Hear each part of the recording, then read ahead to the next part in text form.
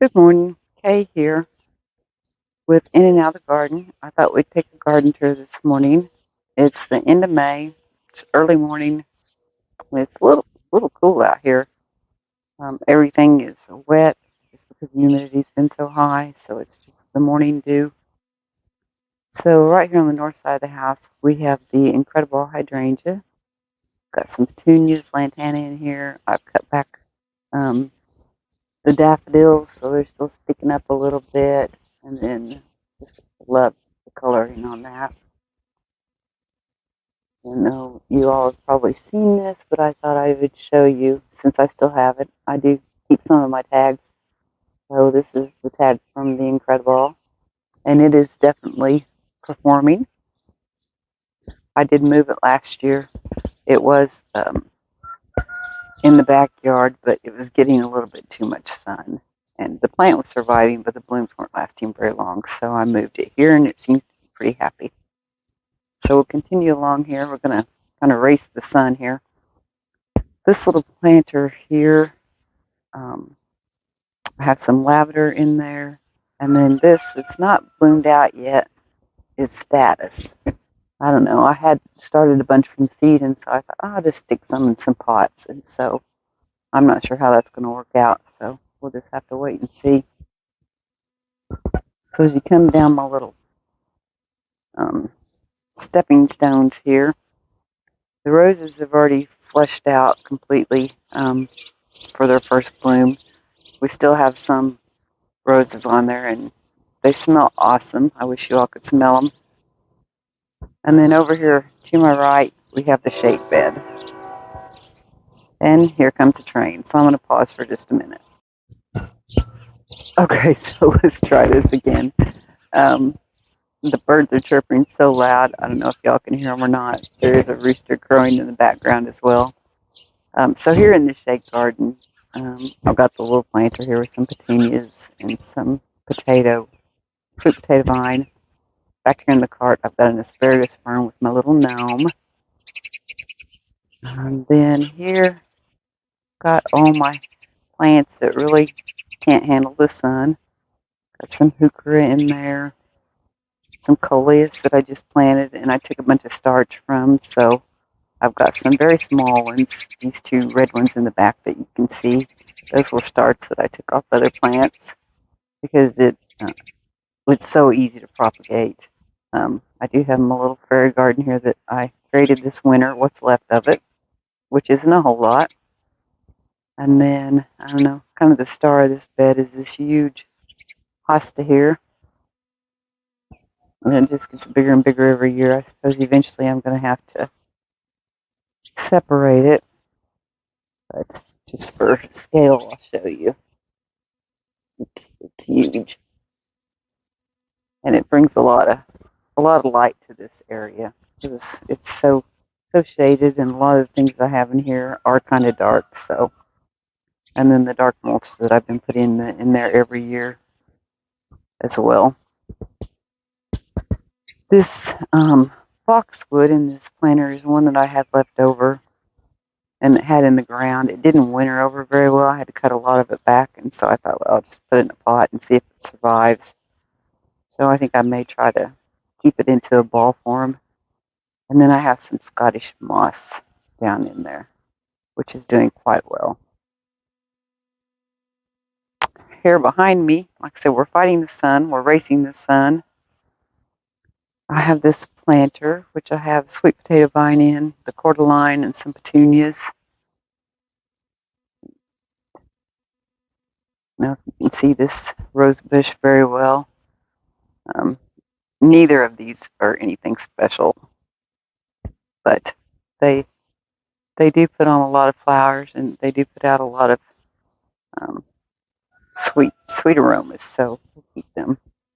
I have another incredible hydrangea over here, and it gets a little bit more shade, so it's not doing quite as much as the other one as far as blooms. But I am happy to see that it's blooming. I was afraid it might get too much shade, and then I wouldn't get any blooms from it. So it's doing great. Next to it, we have the Japanese maple, I think that's a blood good, but I don't have the tag, so I'm not 100% sure.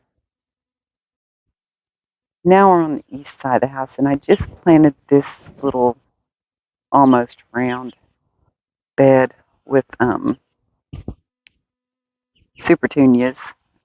One of them's a supertunia vista bubblegum, and I can't remember what the name of this other one is. I should have looked that up before I started this, but it's the one that has, it's almost a fuchsia colored and then the green edging. So I'm hoping that those kind of work together, but we'll see. And then this grass here that I've had for, I don't know, 4 or 5 years is just doing awesome. I did kind of plan on separating it this year, but I didn't get around to it. And I did find the tag, so I wanted to show that to you all. Get it focused here.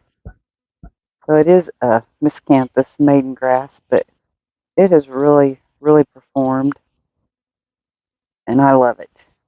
It's supposed to get 5 to 6 foot high, and trust me, it does that every year. And it's, I was looking for the hardiness on here. It says non-hardy in zones 1 to 3, so I guess anything beyond that. And then I have an endless summer hydrangea here, which does not do very well. It gets a little too much sun. And then during the winter, it gets too much cold, and so I get very few blooms. So I'm going to see how it performs this year, and I may just take that out. It's moved around the garden several different places. Just can't find a place to make it really happy. So we're coming around to the south side of the garden here, and this is where I have all the pots. And the reason I do the pots is because at one time this was a driveway, and it has packed rock underneath just underneath the grass or the topsoil, and you really can't dig in it. You have to have a pickaxe, so I'm just not that gung-ho about doing that. I did put some of my larkspur in here, and I just transplanted it over. This was some of the volunteer, and the one there is already finished blooming. It was also purple, but it did really well. But of course, it won't hold up for very long. We have some creeping Jenny, and that's just some that I keep in case I want to put it somewhere, which I haven't found any place to put it this year, so it'll probably just stay in the pot. Got more petunias. I have lots of petunias out here. Kind of looking for other things to do, but the petunias perform so well and have so much color that it's kind of hard not to use them. So I have some diamond frost euphorbia, white gara, more petunias, and calibrachoas. And then this was just a mix, kind of a colorful mix. It's almost your red, white, and blue. So, and then this little silvery plant that is actually, well, give me a second. This is a Dusty Miller, and it's a larger leaf. It's something I've not had before. I've had the smaller leaf, but there's two in this little pot, and I don't know. They may be growing out of it. I don't know, but definitely put on a lot more size than I expected. So I'm very pleased with those. So over here we have the sky pencil holly, the sedum, which hasn't quite filled in completely around the pot yet, but it will. More petunias and some ivy up there, which isn't as big as I would like for it to be yet, but it'll get there. And then Gatsby peeking out the door. Surprised Daisy isn't there with him. The other sky pencil holly here. We have some celosia,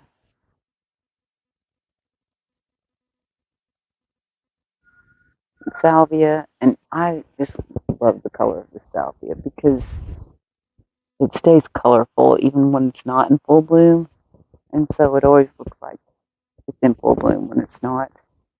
I have some geraniums, which I'm not the biggest person on geraniums, but I thought I would try some this year and see how they do. So we have more petunias.